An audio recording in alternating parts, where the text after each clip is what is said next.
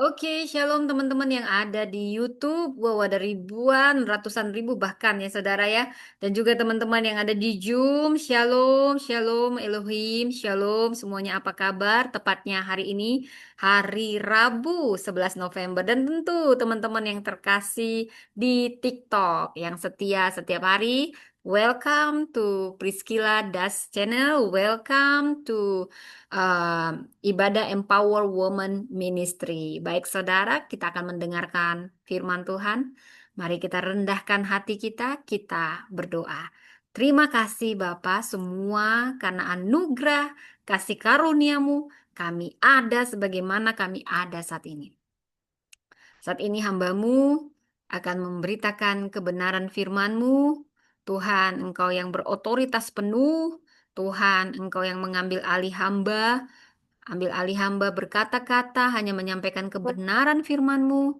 Sembunyikan hamba di balik kuasa salib-Mu. Nyatakan Tuhan, apa yang menjadi kerinduan-Mu Tuhan, apa yang kami juga mau membuka hati kami seperti tanah yang subur. Kami bukan hanya pendengar, tapi pelaku firman-Mu dan hamba berdoa pada saat firman-Mu diberitakan tidak ada firman yang kembali sia-sia. Yang sakit disembuhkan, yang berbeban berat mendapat kelegaan, dari air mata menjadi misi. Kami adalah saksi-saksimu. Bekerjalah Tuhan, tutup bungkus segala perangkat internet, elektronik, apa yang kami butuhkan dalam pemberitaan firman-Mu ini. Baik secara online kau bicara, pribadi lepas pribadi di dalam nama Tuhan Yesus. Amin, amin, amin. Shalom saudaraku, selamat hari Rabu. Tepatnya 11 November kemarin baru kita merayakan Hari Pahlawan ya. Telah gugur pahlawanku, gugur satu, tumbuh seribu. Saya berdoa yang mendengarkan ini dimanapun Anda, kita adalah pahlawan-pahlawan dan Kristus adalah komandan kita. Kita akan siap memberitakan kerajaan Allah, bukan hanya kita menjadi pahlawan di dunia ini, maksudnya pahlawan untuk hal yang sekuler, saudara, tapi terutama pahlawan-pahlawan rohani, pahlawan-pahlawan iman. Amin.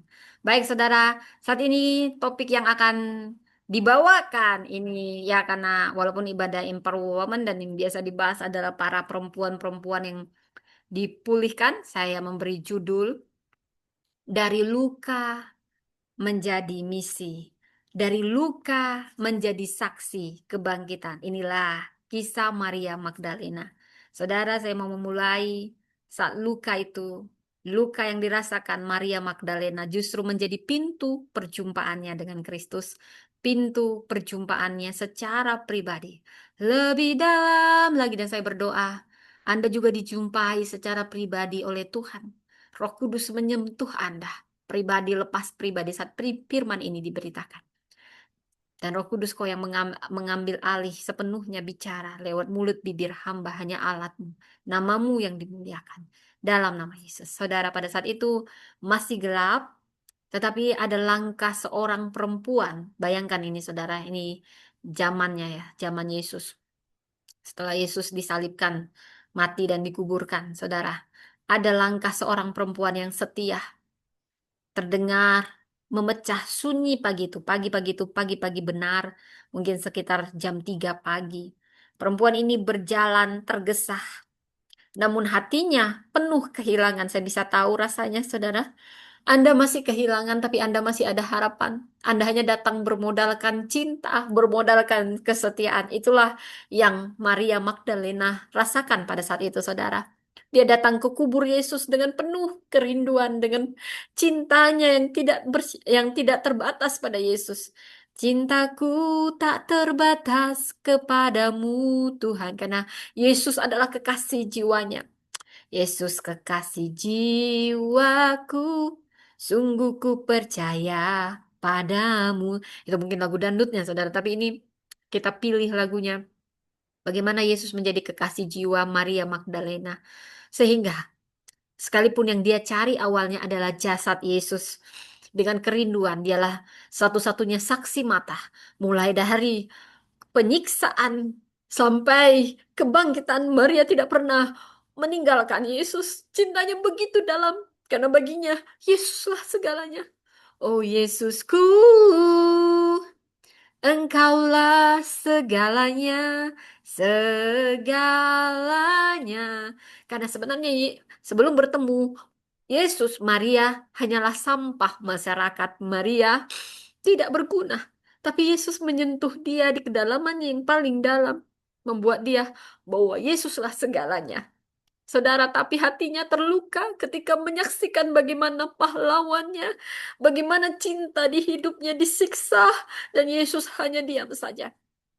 Dunia seolah runtuh bagi Maria Magdalena sejak guru yang dia kasihi, guru, sahabat, kekasih hati yang pernah menyelamatkannya dari kegelapan, disalibkan dan mati dikuburkan secara tragis. Maria terluka paling dalam, dia tidak bisa katakan. Dia mencari mayat Yesus, guru yang dia kasihi, yang pernah menyelamatkannya. Tidak ada pelukan perpisahan dari Yesus yang dia hanya lihat di kayu salib dan dia tidak bisa ngomong. Saudara, tidak ada kata terakhir, hanya tubuh tak bernyawa. Dan harapan yang tampaknya ikut dikubur bersama dengan Yesus. Dan perempuan itu Maria Magdalena. Maria yang dari Magdala pernah disentuh oleh Yesus. Maria yang dikatakan sampah, tapi didatangi Yesus. Dulu hidupnya porak-poranda, dikuasai 7 roh jahat yang sangat menyiksa dia. Dia dihakimi oleh banyak orang. Dia dicap oleh masyarakat, saudara. Tapi Yesus satu-satunya pribadi yang melihatnya begitu berharga. Melihatnya bukan berdasarkan masa lalu. Dan Yesus datang memulihkannya. Dia mengalami kasih yang tidak mencelah di dalam Yesus, tetapi yang menyembuhkan. Maria Magdalena bukan hanya sembuh, tapi dipulihkan. Bukan hanya diampuni, tapi diangkat menjadi pengikut Kristus yang setia. Itulah sebabnya pagi itu saat murid-murid lain masih bersembunyi. Semua murid-murid hanya taunya bersembunyi ketika disalibkan. Mereka seakan-akan menjadi orang pengejut. Tapi perempuan ini tidak peduli. Begitu besarnya cintanya pada Yesus. Dia menahan-nahan bagaimana luka-luka itu menusuk Yesus. Dan itu seperti menusuk dirinya. Maria berjalan ke kubur dengan tangisan. Seakan-akan dia sudah kehilangan pengharapan, tapi dia tetap ingin menyentuh bahkan jasad Yesus. Begitu besarnya kasih Maria Magdalena yang membawa cinta dalam air mata, saudara. Namun yang ia temui bukannya membuatnya semakin bingung. Batunya terguling dan tubuh Yesus hilang. Dia bahkan, oh Yesus, bahkan tubuhmu tidak bisa aku peluk. Begitu aku mengasihimu, Yesus yang memulihkan aku. Maria seperti kehilangan sesuatu yang dia kasih. Lukanya yang belum sembuh kini kembali berdarah lagi. Bahkan aku tidak bisa memeluk tubuhmu, Yesus. Dan di tengah tangisnya ada 2 malaikat bertanya, "Mengapa engkau menangis?" Pertanyaan itu menyentuh luka yang terdalam karena dia luka. Luka datang ke kubur itu dengan kerinduan yang besar. Dan sebelum ia bisa menjawab dengan jernih, seseorang berdiri di belakangnya dan menyebut namanya. Maria. Satu kata. Satu nama yang indah. Itu sebutan yang begitu indah. Dan dunia Maria berubah. Dari lukanya yang begitu besar karena kasihnya kepada Yesus, dia mengenali suara itu. Aku kenal suara itu. Suara yang dulu memanggilku keluar dari kegelapan. Suara yang memulihkan jiwaku. Dan seketika itu pula kesedihan Maria berubah jadi sukacita. Dan air matanya menjadi kesaksian. Kehilangan menjadi perjumpaan, saudara. Maria Magdalena menjadi perempuan pertama yang melihat Yesus bangkit. Yang pertama pula diutus untuk menyampaikan kabar itu kepada murid-murid lainnya. Dan perempuan yang dianggap sampah ini dulu yang tidak layak bersaksi di konteks di mana perempuan kelas 2. Tapi Yesus melakukan transformasi, tidak melihat gender tapi melihat hati dan kerinduan yang terdalam. Dan dia menjadi saksi pertama kebangkitan Kristus. Saudara, inilah Maria Magdalena. Dari luka menjadi saksi kebangkitan. Bila kita membaca dari Yohanes 20. ayat 1 sampai 18. Saudara, saya kalau membawa kisah ini saya seperti tenggelam di dalamnya. Karena saya bisa merenungi perasaan perempuan ini, saudara, sebagai seorang perempuan. Mungkin Anda yang mendengar ini, Anda bukan siapa-siapa awalnya.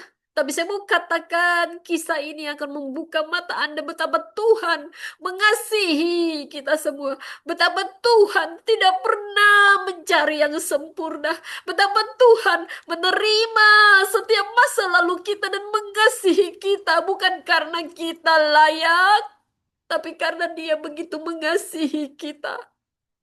Dan Maria adalah simbol pemulihan. Dan saya berdoa siapapun yang mendengar ini, Anda bukan kebetulan mendengar, tapi karena Tuhan begitu mengasihi Anda. Saudara, mari kita buka dari Yohanes 20 ayat 1 sampai 18. Siapakah Maria Magdalena? Dia disebutkan dalam keempat Injil. Saudara, wanita sampah ini menjadi suatu simbol kasih karunia yang besar. Bahkan keempat Injil menyebut nama dia. Betapa dia menjadi sangat terhormat karena begitu kasihnya kepada Tuhan. Begitu tulusnya dia dengan kesetiaannya ketika dunia senyap dan semuanya bisa sembunyi. Perempuan ini satu-satunya yang paling setia. Walaupun dari luka, saudara, Tuhan melihat keberadaan hati kita saat ini. Bukan masa lalu kita. Dia mengasihi kita tanpa syarat bukan karena kita layak atau sempurna. Karena begitu besarnya kasihnya kepada kita. Seperti perempuan ini yang mengikut Yesus dan dia hadir saat penyaliban yang sangat tragis itu. Penyaliban yang sangat kejam itu. Dia tidak pernah meninggalkan Yesus. Yesus, begitu aku mengasihimu. Itulah cerminan kasih yang sudah dipulihkan oleh Yesus. Dan dia menjadi saksi kebangkitan pertama. Dari Lukas 8 ayat 2 bila kita membaca. Ini menyebutkan bahwa Yesus mengusir 7 roh jahat dari Maria Magdalena. Ini simbol pemulihan total. 7 itu sempurna. Begitu sempurnanya penderitaan Maria Magdalena ketika Yesus belum hadir dalam hidupnya. Dan saya berdoa apapun luka terdalam Anda, masalah terdalam Anda, ketika Anda membawa kepada Tuhan, tidak ada yang terlalu besar, yang tidak bisa disentuh oleh kasih karunia Tuhan. Saudara, ini akan menyentuh bagaimana pemulihan total terjadi, baik secara rohani maupun emosional. Maria Magdalena bukan wanita yang terkenal, bukan wanita bangsawan. Dia sampah masyarakat. Dia tidak dianggap diremehkan, apalagi ada 7 roh jahat. Wow, dia sempurna dalam penderitaannya. Dia hanya berasal dari kota Magdala, Galilea, tempat makmur. Tapi reputasinya sangat buruk dalam moral. Saudara, siapa Maria Magdalena? Dia perempuan yang telah dipulihkan. Dia simbol kekuatan dari kasih karunia. Dia saksi pertama kebangkitan Yesus. Dan ini posisi yang sangat radikal bagi perempuan, khususnya bagi perempuan pada zaman itu. Karena perempuan pada zaman itu dalam konteks budaya Yahudi, kesaksian perempuan tidak dianggap sah secara hukum. Saya akan jelaskan, saya suka mengeksegesi sebagai seorang doktor teologi, saudara. Ya, kita baca dari Yohanes 20 ayat 1 sampai 18, ayat 1 sampai 2. Di sini kita melihat bagaimana kebingungan dan kerinduan Maria Magdalena. Maria datang pagi-pagi benar ke kubur, mendapati batu telah diambil, lalu berlari dan berkata, "Tuhan, telah diambil dari kubur." Pagi-pagi benar ini menunjukkan apa? Begitu besarnya kasih dan kerinduan Maria, itu sekitar jam 3 masih gelap. Dia begitu rindu untuk dekat terus dengan Yesus. Ingin dekat terus dengan kasih-Mu. Meskipun yang dia cari hanyalah jasad, pada saat itu dia belum paham bahwa Yesus bangkit. Begitu setianya wanita ini. Batunya sudah diambil. Ini membuat Maria bingung, makin khawatir. Maria masih merasa kehilangan 2 kali. Sudah kehilangan dalam kematian Yesus yang begitu tragis. Bahkan jenazah pun tidak bisa dia peluk atau dia lihat. Jenazah pun hilang. Saudara, bila kita lihat dari ayat 3 sampai 10, Petrus dan Yohanes datang kembali.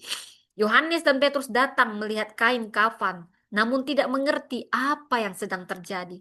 Dan mereka langsung pulang buru-buru. Tapi wanita setia ini yang sudah dipulihkan ini tetap tinggal. Ini menunjukkan kedalaman cinta, kedalaman emosinya. Dan bila kita membahas dari ayat 11 sampai 13 ada tangisan dan malaikat. Maria menangis di depan kubur. Dua malaikat bertanya, "Mengapa engkau menangis, Maria?" Tangisan Maria ini mewakili duka. Ada duka, ada trauma yang dalam. Ini pertanyaan malaikat bukan untuk meminta informasi, tapi sedang menantang.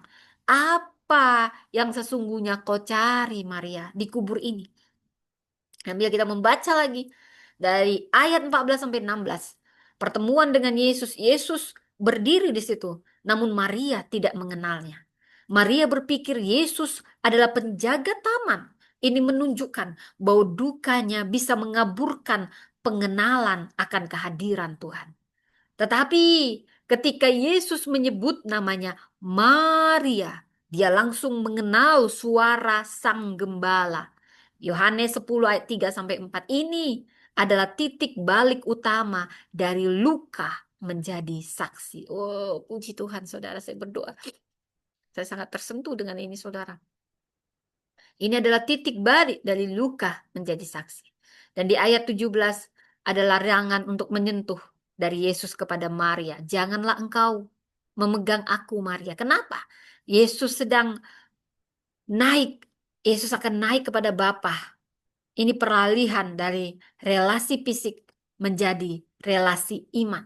Maria dipanggil untuk berpindah dari pengalaman personal ke misi universal.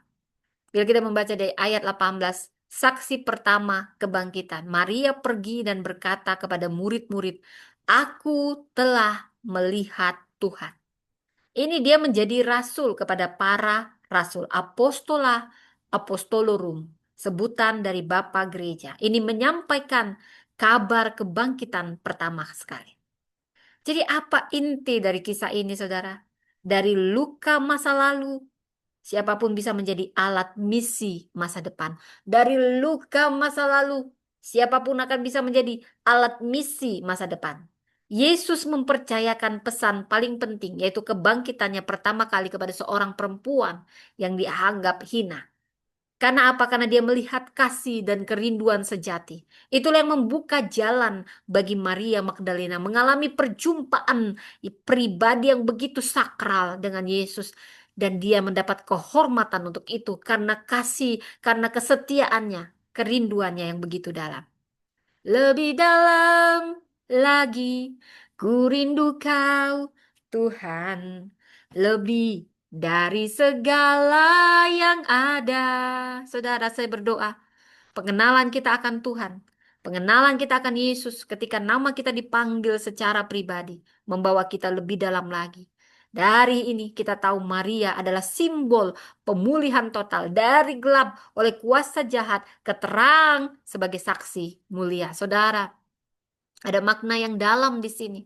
Bagaimana kasih karunia lebih besar dari masa lalu. Saya ulang, kasih karunia lebih besar dari masa lalu. Maria Magdalena adalah lambang nyata bahwa tidak ada masa lalu yang terlalu rusak bagi anugerah Allah. Dari sini kita belajar kebangkitan iman Kristen. Maria ini menjadi saksi pertama dari fakta sentral kekristenan. Kristus telah bangkit. 1 Korintus 15 ayat 3 sampai 8. Di sini ada restorasi identitas dan misi. Dalam panggilan namanya, Maria menerima kembali identitasnya. Dan dalam perutusannya, dia menerima misi barunya. Perempuan dan peran profetik sangat penting dari sini. Tindakan Yesus mempercayakan kesaksian ini kepada perempuan. Ini menegaskan pemulihan posisi perempuan dalam pelayanan. Yesus sedang melakukan transformasi perlakuan dalam pelayanan terhadap perempuan. Kisah Rasul 2 ayat 17. Dan dari sini kita belajar, apapun kesedihan kita dapat dipulihkan Tuhan menjadi kesaksian, panggung kesaksiannya. Saudara, bila kita perhatikan bagaimana alur rohani Maria Magdalena ini menggambarkan bagaimana iman sejati melewati fase tangisan sebelum melihat kemuliaan. Saudara, karena itu, izinkan Tuhan menyembuhkan luka terdalammu. Saya tahu dan saya bisa merasakan ada yang punya luka terdalam saat ini. Ya, Tuhan ingin kau mengizinkan dia menyentuh. Jangan sembunyikan luka itu, jangan lari lagi. Mendekatlah pada Bapa, biarkan dia menyentuh untuk memulihkan. Saudara, luka terdalam Maria, luka terdalamnya tidak menghalanginya datang ke kubur. Saudara, Tuhan memakai hati yang terluka menjadi saluran kesaksian. Saudara, kita perlu mengenali suara Yesus di tengah tangisan kita. Di saat Maria tidak bisa mengenali Yesus secara fisik, suara Yesus memulihkan imannya. Demikian juga saat ini mungkin Anda yang sudah tidak bisa lagi kenal suara Tuhan karena begitu dalam luka yang Anda rasakan. Secara fisik mungkin Anda tidak pernah mendengar, tapi biarkan suara Yesus memulihkan iman kita semua, saudara. Kita perlu menjadi saksi. Mungkin seperti Maria Magdalena menjadi saksi kebangkitan dalam dunia yang penuh kematian. Dunia kita ini dipenuhi berita kematian, kehilangan, kemalangan. Tapi seperti Maria kita belajar, kita dipanggil untuk membawa kabar kebangkitan. Saudara, dari sini juga kita melihat bagaimana identitas yang dipulihkan. Inilah yang menjadi dasar misi. Identitas yang dipulihkan, ini menjadi dasar misi. Setelah nama kita dipanggil, luka kita disembuhkan, saatnya kita melangkah dan bersaksi. Saudara, saya mau cerita, ada lukisan Rembrandt, Christ and Saint Mary Magdalene at the Tomb. Ini menggambarkan momen Maria memandang Yesus dengan bingung tapi penuh kerinduan. Ini eh, perempuan yang kehilangan segalanya, tapi dia tetap setia di titik terendah, titik tergelap hidupnya. Dan dia dipulihkan untuk menjadi pemimpin komunitas pemulihan trauma, saudara. Seperti yang dikatakan Tim Keller, the first eyes to see the risen Christ were eyes once blurred by tears. Wow. See, who was once the prisoners of demon is now the herald of the risen King. See, who was once the prisoner of demons is now the herald of the risen King. Saudara, saya bisa memberi penjelasan di sini, di mana Maria Magdalena pernah dikuasai 7 roh jahat. Mungkin ada banyak jenis roh jahatnya, saudara, yang jelas itu sangat menyengsarakan. Dia mengalami pemulihan dan diangkat, diutus. Dialah satu-satunya saksi penyalipan dan kebangkitan, saksi mata, saudara, yang setia. Kasihnya yang bertahan akan melihat kemuliaan, restorasi, misi perempuan, kekuatan kasih karunia.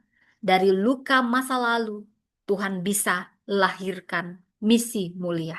Dari luka masa lalu, Tuhan bisa lahirkan misi mulia. Jadi bagaimana kaitannya dengan gereja saat ini, saudara? Dan kita para perempuan, siapapun Anda yang mendengar, kita harus mengangkat suara perempuan. Gereja harus mengangkat suara perempuan dalam pelayanan dan penginjilan. Masa lalu tidak boleh jadi alasan untuk membatasi pelayanan. Masa lalu tidak boleh jadi alasan untuk membatasi pelayanan. Karena anugerah lebih besar dari sejarah kelam. Tuhan mencari hati yang penuh kasih dan setia, bukan yang sempurna. Dalam dunia pasca pandemi yang penuh luka, kita dipanggil seperti Maria, mengubah tangis menjadi kesaksian.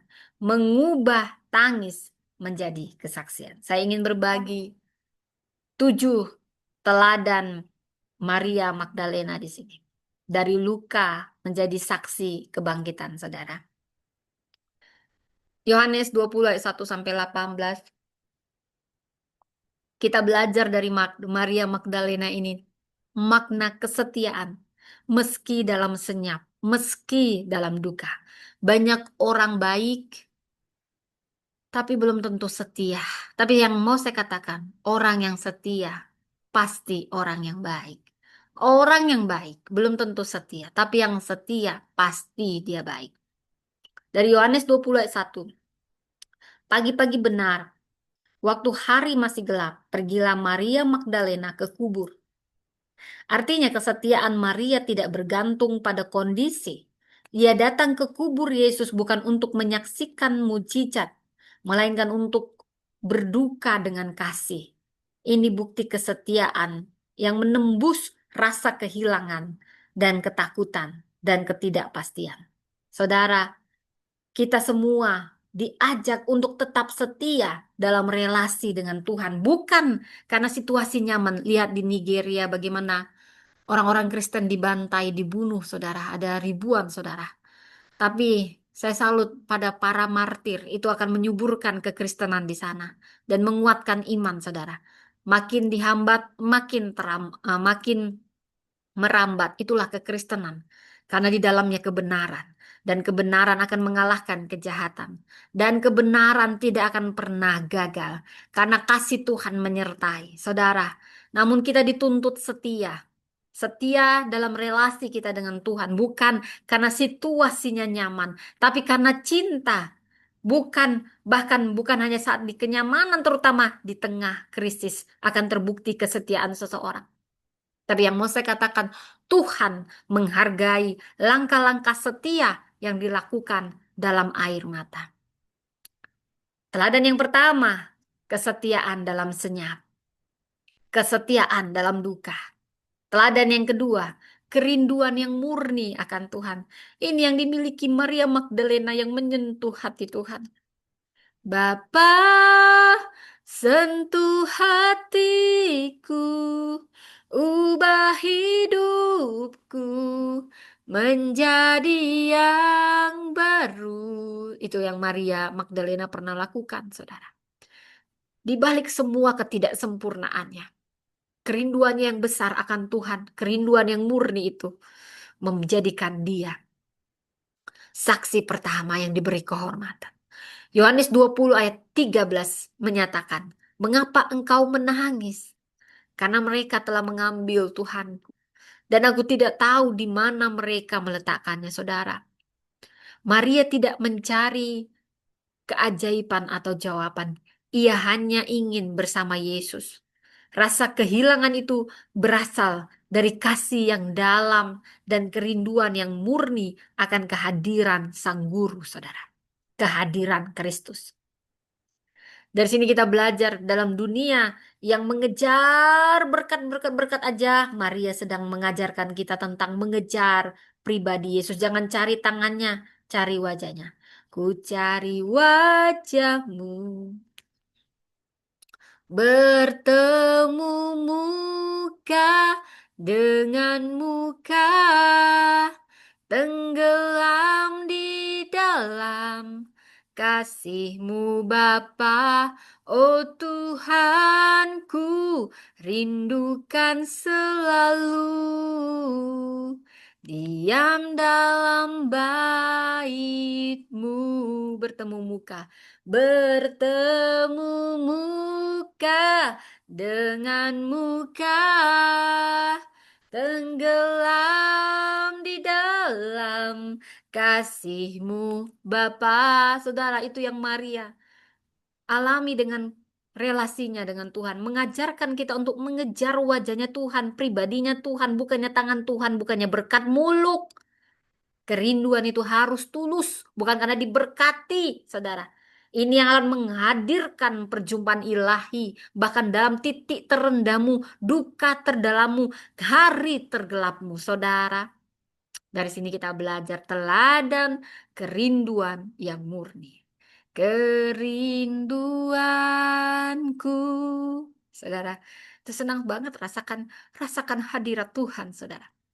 Dari sini juga kita belajar Maria, teladannya bertahan dalam tangisan, tidak lari dalam kekecewaan. Saudara, kalau Anda mau nangis, menangislah kepada Tuhan. Itu bentuk yang paling jujur. Itu bentuk relasi yang paling dalam.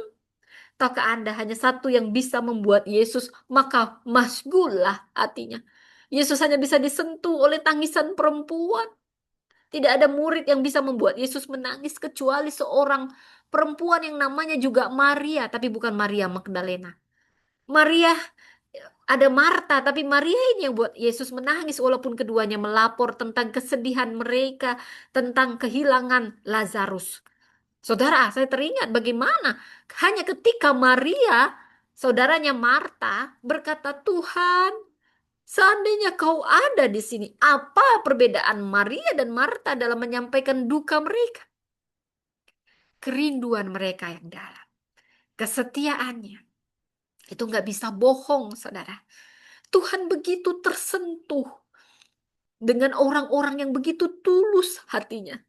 Tuhan itu tersentuh oleh ketulusan, kesetiaan, dan bertahan, saudara, terutama dalam tangis dan tidak lari dalam kekecewaan. Tuhan tidak suruh kita kuat. Kalau mau menangis, menangislah kepada Tuhan.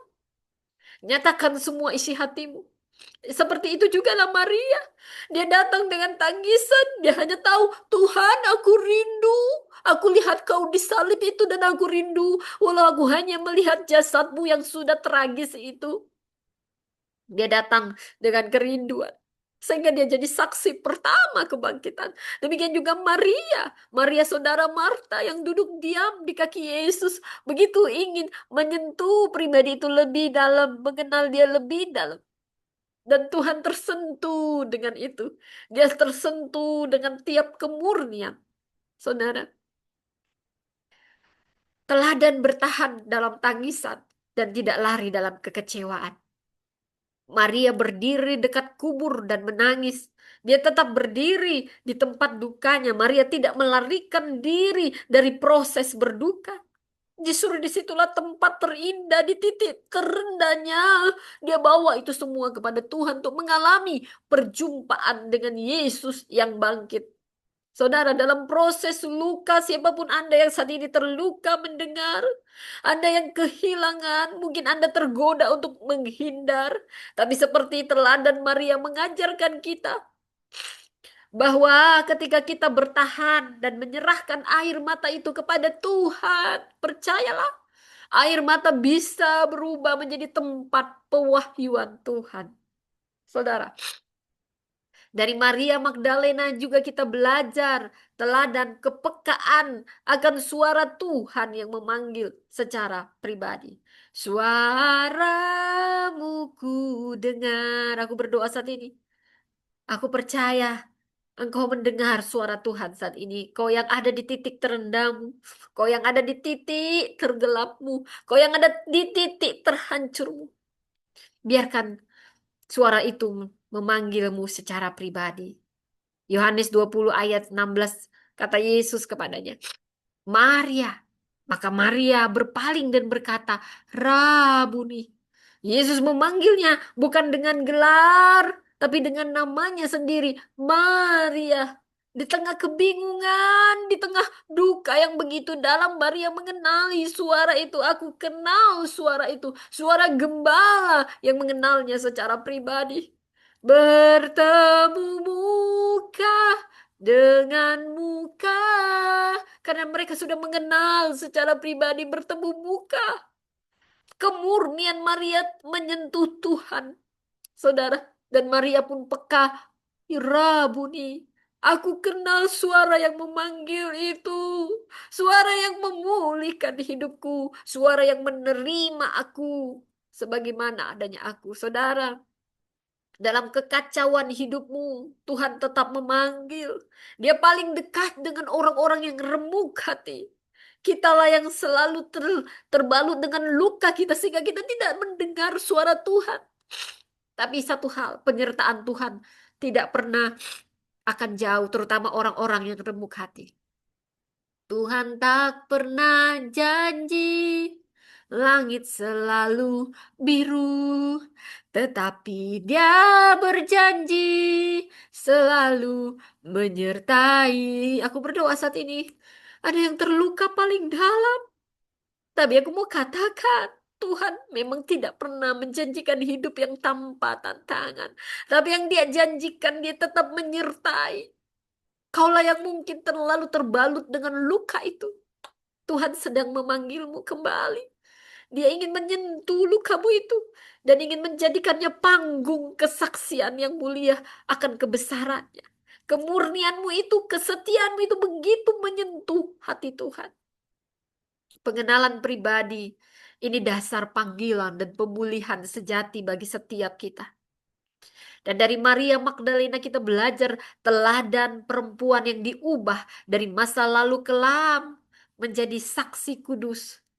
Yohanes 20 ayat 18, Maria Magdalena pergi dan berkata kepada murid-murid, aku telah melihat Tuhan. Dia menjadi saksi pertama, saudara, yang dulu dikuasai 7 roh jahat tidak berharga, hanya sampah. Kini dia menjadi rasul kepada para rasul. Oh, itu suatu kehormatan. Tuhan tidak lihat masa lalumu, dia lihat keberadaan hatimu saat ini. Maria menjadi saksi pertama kebangkitan. Kasih karunia mengubahkan hidupnya dari aib jadi alat Tuhan, dari aib jadi alat Tuhan. Saudara, tidak ada masa lalu yang terlalu gelap bagi kasih karunia Tuhan.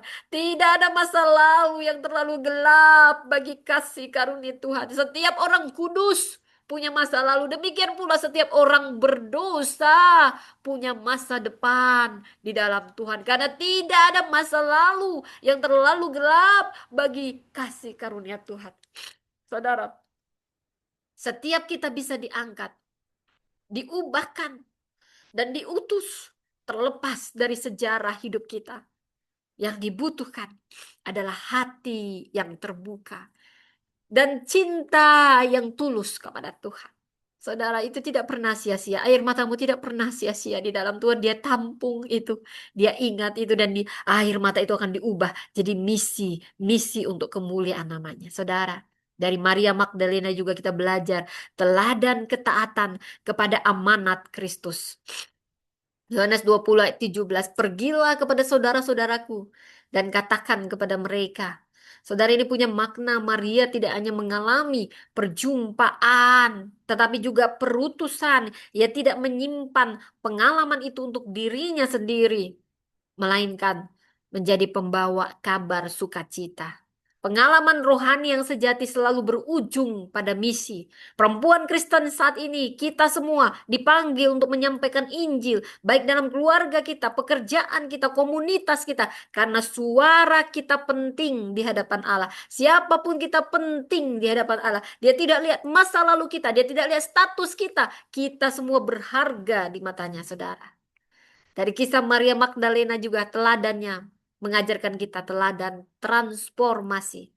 Dari duka menjadi kuasa kesaksian. Dari duka menjadi kuasa kesaksian. Yohanes 20 ayat 15 sampai 18. Aku telah melihat Tuhan, kata Maria. Ini perjalanan emosional Maria dimulai dari ratapan. Dia hanya meratap awalnya dan berakhir dalam sukacita pengutusan, saudara. Tangisnya berubah menjadi deklarasi iman. Aku telah melihat Tuhan.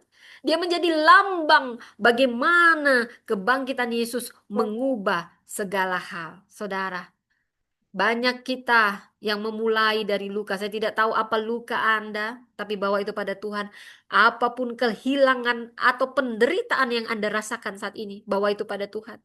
Karena bersama Kristus itu bukan akhir cerita, itu masih awal. Itu akan diubah menjadi kesaksian yang akan menghidupkan banyak orang bagi Tuhan. Tidak semua dimulai dengan terang, saudara. Tetapi semua akan berakhir dalam terang kebangkitannya, saudara. Maria Magdalena bukan perempuan yang sempurna sama seperti kita. Dia hanya perempuan yang punya kerinduan dan kemauan yang terus bertumbuh, ingin bertumbuh dan mencari Tuhan di tengah lukanya, saudara. Dan karena itulah ia dipanggil dan diutus. Dan itu juga yang akan kita alami saat kita datang pada Tuhan. Dia adalah gambaran setiap perempuan yang mungkin tidak dilihat dunia. Atau dia gambaran setiap orang yang diabaikan, saudara. Tetapi dikenal dan dipilih oleh Tuhan. Tuhan tidak menunggu kita menjadi sempurna untuk dipakai. Dia menanti hati yang terus datang meski dengan air mata. Dia menanti hati yang terus datang meski dengan air mata. Saudara, dari kisah ini juga ada pelajaran-pelajaran bagi kita dari kisah Maria Magdalena, bagaimana lukanya diubah Tuhan jadi kesaksian dari Yohanes 20 ayat 1 sampai 18 ini. Kita harus memandang, jangan jangan memandang hidup ini, saudara, hanya dari lensa kesedihan terlalu dalam. Jangan terus-terus terbuai dalam luka. Jangan memandang hidup dari lensa kesedihan yang terlalu dalam.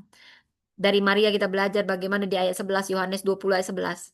Maria berdiri dekat kubur itu dan menangis. Saudara, Maria begitu terfokus pada kesedihan dan kehilangan sehingga dia tidak sadar bahwa kebangkitan sudah terjadi. Bahkan saat Yesus berdiri di dekatnya, ia tidak mengenalinya karena air matanya membutahkan iman dan pengharapannya. Yesus pernah berkata, ini dasar firman-Nya, berbahagialah orang yang berduka cita, karena mereka akan dihibur. Matius 5 ayat 4. Tetapi kesedihan tidak boleh menjadi tempat tinggal. Kesedihan dan luka tidak boleh menjadi tempat tinggal. Hanya boleh dibawa kepada Tuhan, tempat lewat. Ketika kesedihan menjadi kacamata utama kita, kita akan kehilangan perspektif rohani. Saudara, ini pelajaran bagi kita semua. Perasaan memang anugerah, tapi jangan biarkan perasaan menjadi filter utama dalam menilai realita dan kebenaran Tuhan. Kita terlalu larut dalam kesedihan. Ini bisa membuat kita melewatkan kehadiran Yesus yang sebenarnya sedang berdiri di dekat kita. Saudara, Tuhan memanggil kita keluar dari kubur air mata agar kita melihat terang kebangkitan. Saatnya saudara basuh wajah, basuh mata, kenali Yesus yang hidup. Dan yang kedua, jangan mengandalkan logika manusia dalam situasi ilahi. Saya ulangi, jangan mengandalkan logika manusia dalam situasi ilahi. Tuhan telah diambil dari kubur dan kami tidak tahu di mana dia diletakkan. Yohanes 20 ayat 2. Maria cepat menyimpulkan bahwa jenazah Yesus pasti sudah dicuri. Dia sedang menggunakan nalar duniawinya untuk memahami peristiwa surgawi. Jangan gunakan logika duniawimu untuk memahami peristiwa surgawi. Saudara, jadi dalam kebingungan, dia menyebarkan informasi yang belum tentu benar. Saudara, bukankah firman Tuhan berkata di Amsal 3 ayat 5, percayalah kepada Tuhan dengan segenap hatimu dan jangan bersandar pada pengertianmu sendiri. Saudara, ini memberi kita pelajaran ketika hidup tidak berjalan sesuai harapan. Setiap kita cenderung menarik kesimpulan begitu cepat berdasarkan logika kita, bukan iman kita. Padahal, apa yang tampak sebagai kekacauan bisa jadi adalah karya kebangkitan yang belum dimengerti, saudara. Jadi ini undangan bagi kita. Tuhan mengundang kita untuk percaya sebelum mengerti. Percaya sebelum mengerti, itulah namanya iman. Dan taat sebelum ada bukti. Taat sebelum ada bukti, itulah iman, saudara. Belajar mempercayai rancangan Tuhan meski semuanya nggak ada penjelasan, saudara. Dan dari sini juga kita diharapkan untuk waspada. Kita jangan hanya mengenal Tuhan berdasarkan bentuk luar. Jangan mengenal Tuhan hanya berdasarkan bentuk luar. Yohanes 20 ayat 15. Ia menyangka orang itu adalah penunggu taman. Dari sini apa maknanya? Maria melihat Yesus tapi tidak mengenalinya karena Yesus tidak sesuai dengan ekspektasinya. Saudara, dia mencari Yesus yang mati, bukan Yesus yang bangkit. Karena itu dia keliru mengenali pribadi yang berdiri di hadapannya, saudara. Yesaya 55 ayat 8 sampai 9 berkata, rancanganku bukanlah rancanganmu dan jalanmu bukanlah jalanku. Saudara, Lukas 24 ayat 16 juga jelas berkata, tetapi ada sesuatu yang menghalangi mata mereka sehingga mereka tidak mengenal dia. Saudara, Ini memberi kita teladan, kita sering gagal melihat Tuhan dalam bentuk yang tidak kita kenal dalam proses penderitaan. Orang yang tidak kita duga, bahkan dalam situasi yang tidak menyenangkan. Iman yang dangkal mengharapkan Tuhan hadir hanya dalam wujud yang familiar dan menyenangkan. Saudara, mari kita buka hati kita untuk mengenali Yesus bukan hanya dari bentuk luar, tapi dari suaranya, dari firman-Nya, dari pimpinan Roh Kudus. Tuhan hadir dalam bentuk yang kadang gak sesuai ekspektasi kita, tapi tetap nyata dan tentu penuh kuasa, saudara. Maria Magdalena adalah gambaran nyata dari iman yang bertumbuh, dari emosi manusiawi ke pengenalan ilahi, dari emosi manusiawi ke pengenalan ilahi. Dia sempat buta oleh air mata. Dia sempat keliru menafsirkan situasi surgawi dia tafsirkan dengan logika. Dan dia salah mengenali Tuhan karena tidak sesuai ekspektasinya. Tapi Tuhan tidak menghukumnya dan Tuhan pun tidak menghukum kita. Sekalipun kita seperti ini semuanya dengan logika, dengan ekspektasi yang salah, dengan gambaran yang salah, Tuhan tetap mengasihi kita. Dia memanggil kita dengan nama kita secara pribadi. Dia ingin memulihkan dan mempercayakan misi besarnya, melibatkan kita untuk misi mulianya, saudara. Tuhan tidak menolak ketidaksempurnaan kita, tapi justru dia membentuk kita lewatnya. Wow, betapa baiknya Tuhan itu. Air mata yang membuka surga. Ketika tangisan kita akan menjadi tempat Tuhan menyatakan diri. Seperti yang dialami Maria Magdalena, saya berdoa itu kita alami satu persatu, saudara. Terkadang tahukah saudara, justru di tempat kita menangis paling dalam, Tuhan menampakkan diri paling nyata. Justru di tempat kita menangis paling dalam, Tuhan menyampaikan diri paling nyata. Wow, siapapun Anda yang sedang menangis paling dalam, kalau Anda peka, Tuhan justru seringkali menyampaikan diri paling nyata. Tangisan bukan tanda kelemahan, tapi keintiman. Tangisan bukan tanda kelemahan, tapi keintiman. Maria berdiri dekat kubur itu dan menangis. Tuhan menghargai air mata yang tulus, saudara. Dan dia tidak pernah menyia-nyiakan hati yang remuk. Dia dekat sekali dengan orang-orang yang remuk hati. Tetesan air mata itu seperti benih doa yang akan bertumbuh dalam waktunya. Mazmur 126 ayat 5 sampai 6. Yesus juga menampakkan diri di tengah tangisan, bukan setelahnya. Di saat kita menangis, dia paling nyata menyatakan dirinya. Mengapa engkau menangis?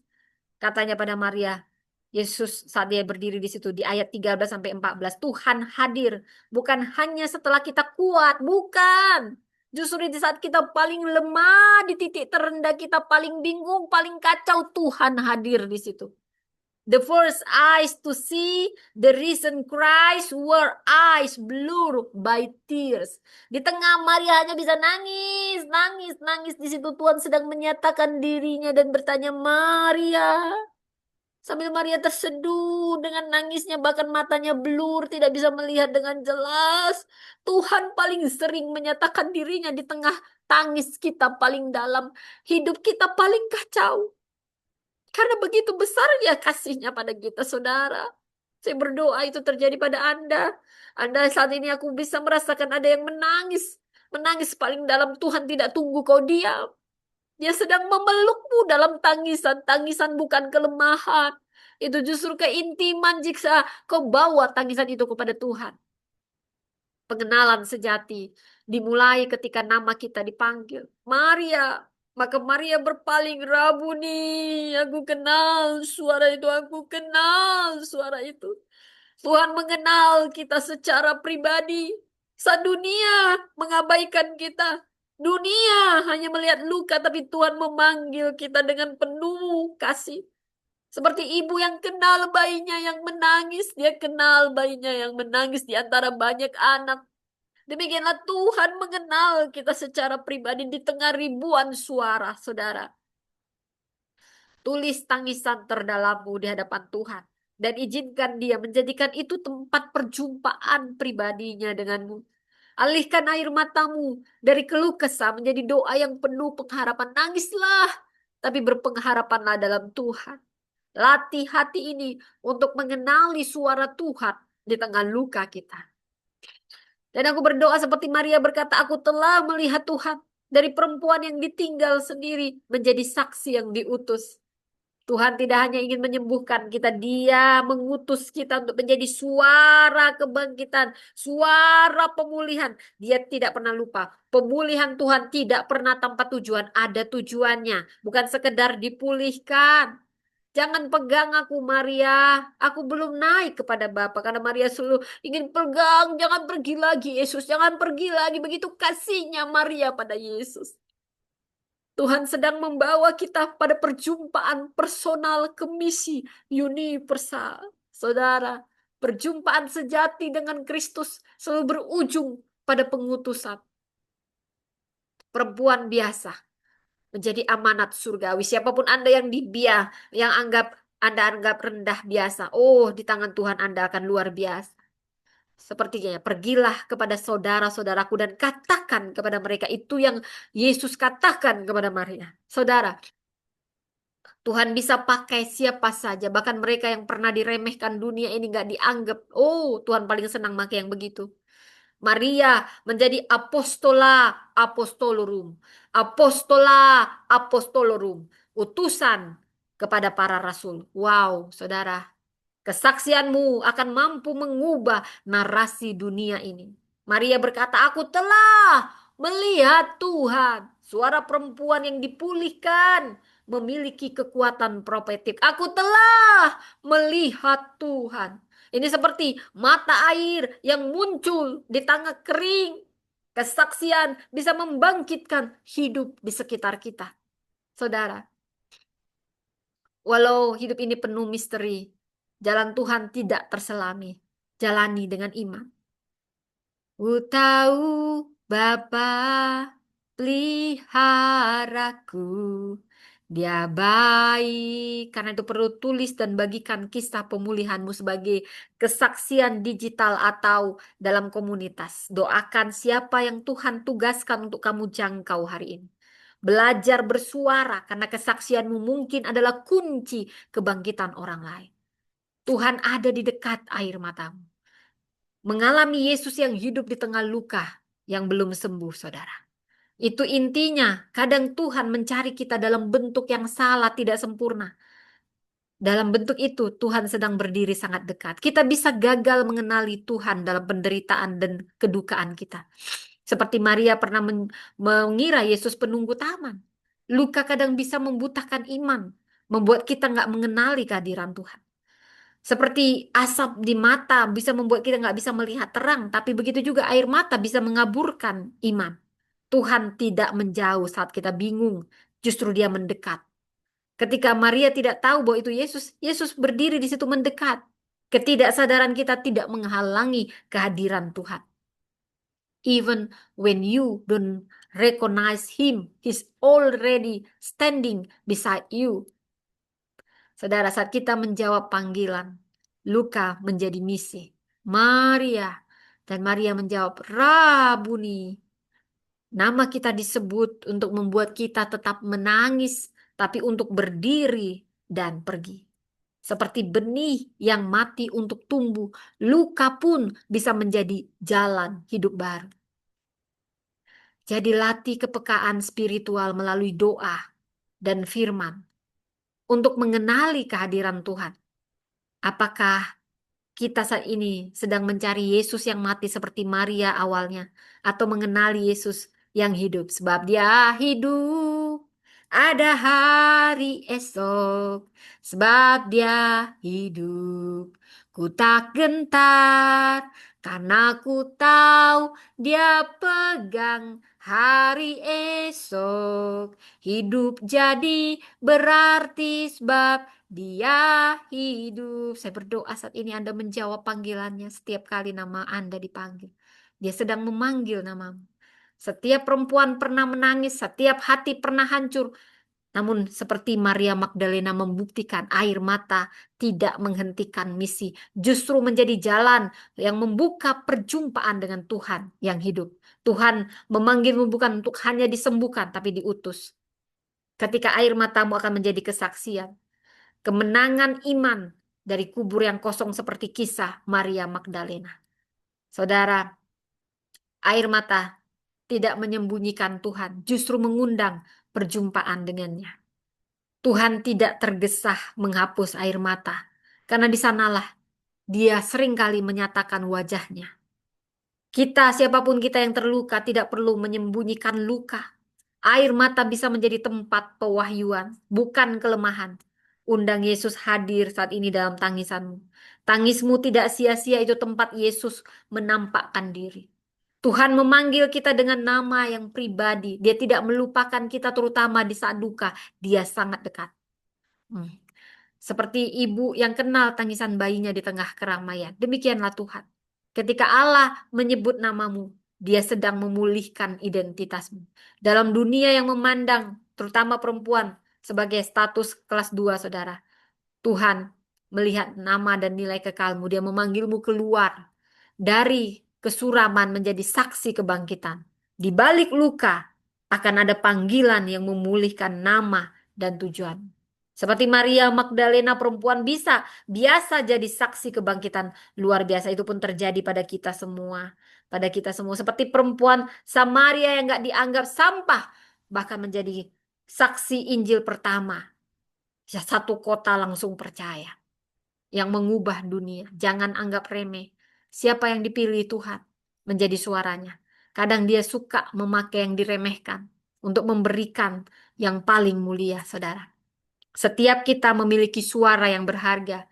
Suara kita bisa menguatkan siapa saja yang saat ini mendengar, mengubahkan dan membangkitkan iman seperti Maria Magdalena. Kisahmu bisa menjadi Injil yang hidup bagi sesamamu.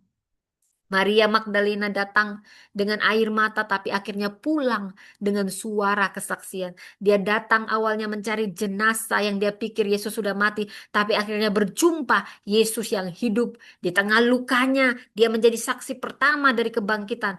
Dan bagi setiap kita yang merasa tidak dianggap, tertolak, diremehkan, terlalu rusak, semua kita bisa dipakai Tuhan. Lihatlah Maria.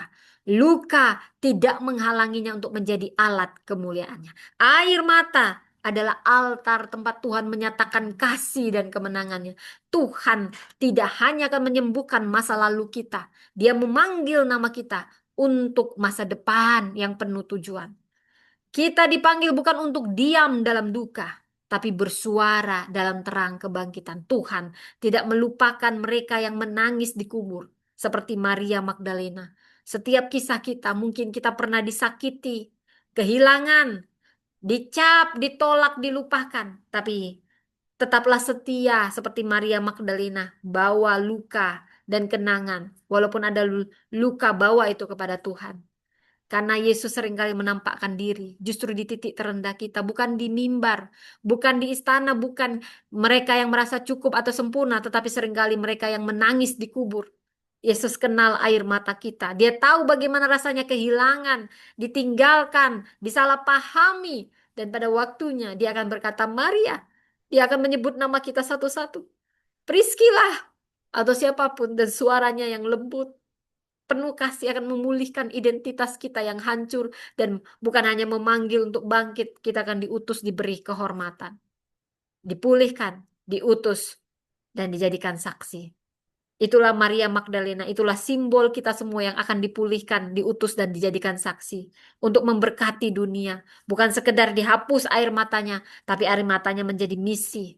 Saudara, Maria Magdalena sederhana, nggak punya gelar. Wow, hancur bener. Dia nggak punya pengaruh duniawi, tapi diberi penghormatan, saksi pertama kebangkitan. Sepanjang masa, dia akan dihormati untuk perkataannya yang menjadi saksi. Aku telah melihat Tuhan. Itulah kekuatan seorang perempuan yang berjalan dengan air mata, tapi tetap setia. Kekuatan seorang perempuan yang tidak berhenti cari Tuhan, bahkan di tengah kehilangan. Itulah kekuatan kita ketika kita terus berjalan, terus mencari, tetap percaya. Dan Tuhan akan mempercayakan kabar kebangkitan kepada tangan kita yang dulu gemetar.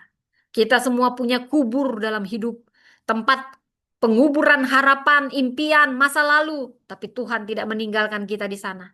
Dia menampakkan diri di tengah air mata kita. Dia memanggil kita dengan nama. Dan luka kita jadi suara. Dia berkata, pergilah, sampaikan kepada dunia bahwa aku hidup. Dan saat ini, mari kita berdoa, Tuhan.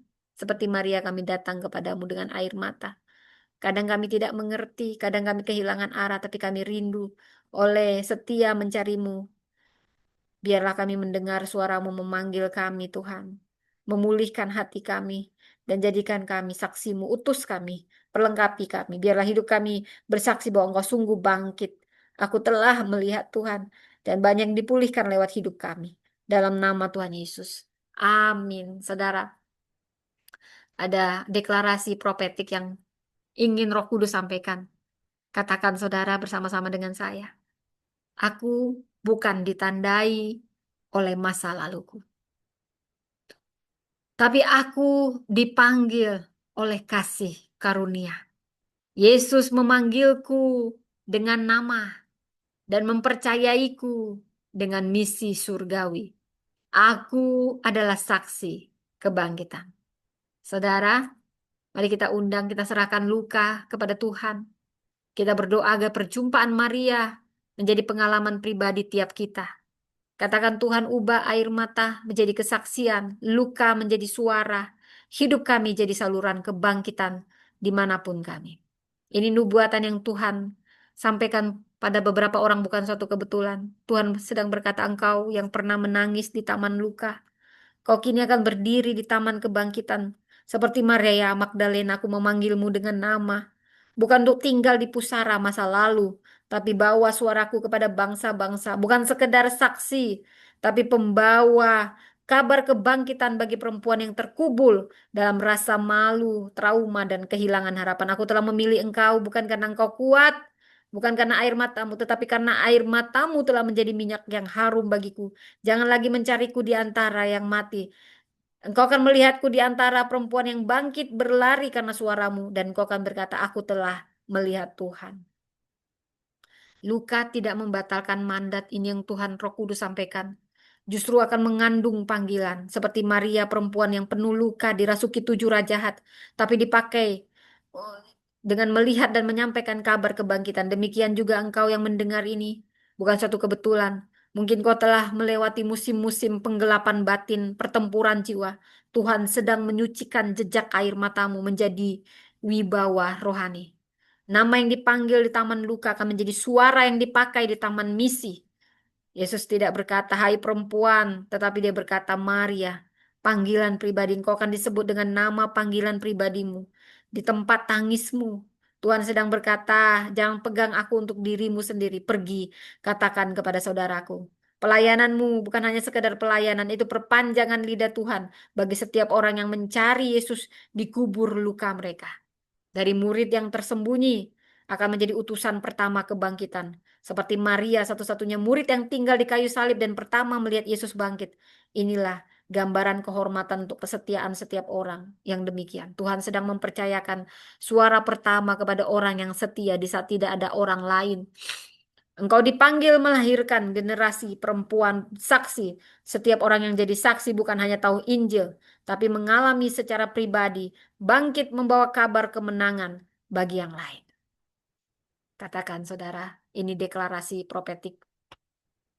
Aku adalah Maria di taman masa kini yang mungkin pernah menangis. Tapi Yesus telah memanggil namaku dengan pribadi. Luka masa laluku ditebus menjadi bahasa pengharapan. Aku tidak lagi tinggal di kubur kenangan sebab suaranya telah mengutusku. Aku bersaksi bahwa Yesus hidup, Yesus hidup. Dan suaraku akan menggemakan kebangkitannya bagi setiap orang yang mencarinya, mencari terang di tengah gelap. Saudara, ini ada pesan khusus Tuhan. Aku telah memeteraikanmu dengan minyak pewahyuan. Suaramu bukan sekedar suara pengajaran, tetapi pemanggilan. Tiap orang akan bangkit karena mendengar kisahmu dan menempatkanmu di taman-taman. Dan aku akan menempatkanmu di taman-taman yang penuh air mata untuk menyatakan kebangkitanku. Kau bukan sekedar pengajar, kau pelihat. Pelayananmu bukan sekedar melahirkan murid, tapi saksi. Saksi yang akan berkata, aku telah melihat Tuhan. Perempuan atau siapapun Anda yang pernah menangis di kubur masa lalu Anda akan dipanggil Tuhan untuk menyampaikan kabar kehidupan. Seperti kisah di Yohanes 20 ayat 16 sampai 18. Kepada setiap yang mendengar ini, engkau adalah hamba Tuhan yang luar biasa. Tuhan katakan, aku telah melihat air matamu di masa lalu, air mata kehilangan, pengkhianatan, kekecewaan, kehancuran yang tidak diketahui banyak orang. Tapi seperti Maria Magdalena yang pernah dirasuki 7 roh jahat, engkau pun akan pernah memikul luka-luka jiwa yang tidak kau pilih. Siapapun engkau,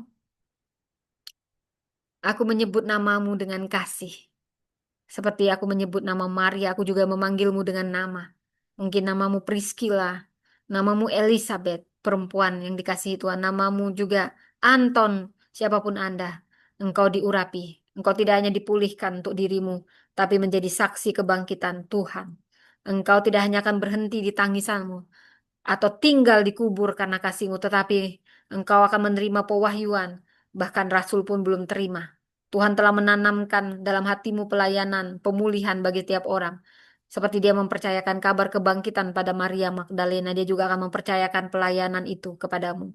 Kau akan memanggil kembali semua yang terhilang, membangkitkan semua mereka dalam panggilan. Kau akan menulis kisah kehidupan dari hati-hati yang hancur, membangun altar kesembuhan dari kubur masa lalu, menghidupkan kembali perempuan yang telah lama mati harapannya. Panggilanmu bukan hanya mengajar, tapi membangkitkan, bukan hanya menggembalakan, menyampaikan pesan surgawi kepada generasi yang ditolak dan dilupakan. Dari air mata yang ditabur akan bertunas suara yang menyuarakan kehidupan. Kau yang terkasih, bukan yang gagal, bukan dari identitas masa lalumu, bukan apa kata dunia, trauma atau lukamu, tapi engkau adalah yang berdiri meski tubuhmu gemetar, mendengar panggilan dari panggilan Tuhan dan dipulihkan, bukan hanya untuk sembuh, tapi membawa kabar sukacita seperti Maria Magdalena, menjadi saksi kebangkitan di tengah kematian rohani. Kau akan berdiri di tengah kekelaman dan berkata, aku telah melihat Tuhan. Inilah waktumu, kebangkitanmu. Luka menjadi mimbar, air mata menjadi tinta, hidup menjadi pesan.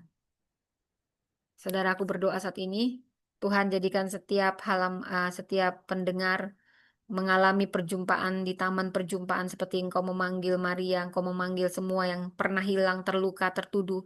Bangkitkan mereka bukan sekedar kuat, tapi bersaksi. Jadi suara seperti Maria di dalam nama Tuhan Yesus. Amin, amin, amin.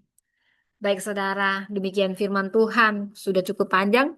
Saya sapa dulu teman-teman yang ada di YouTube, di TikTok ya. Halo, Shalom. Anda bisa dengarkan rekaman ini di Priscilla Das Channel atau Empower Woman Ministry YouTube. Baik saudara, Salam teman-teman yang di YouTube ada ribuan ini mendengar dan juga di Zoom. Tuhan memberkati. Kita jumpa lagi mungkin esok hari dalam ibadah Empower Woman Ministry. Tuhan memberkati. Bye.